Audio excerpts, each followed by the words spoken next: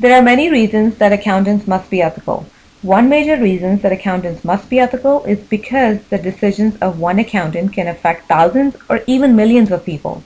One part of being an ethical accountant is performing your duties with due diligence.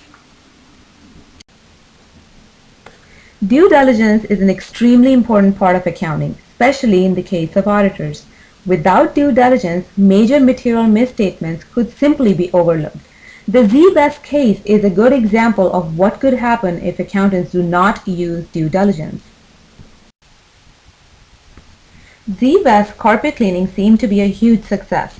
It went from a young kid cleaning carpets out of his parents' basement to a huge multi-million-dollar publicly traded company in just a few years.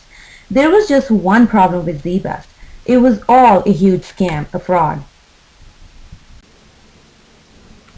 The owner of ZBEST, Barry Minko, was committing fraud from the very beginning. He forged contracts and deposits for millions of dollars. But how did he get away with it? Minko was able to get away with it because the auditors that were auditing his company were not performing the audit with due diligence.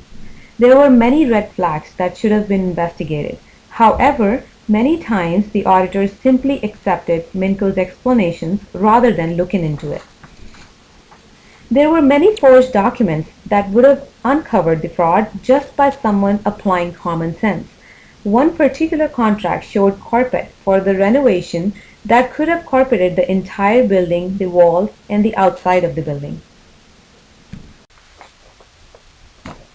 Throughout the semester, one thing that has become obvious is that fraud will eventually be uncovered. It may be able to go on for years, but eventually it will be uncovered.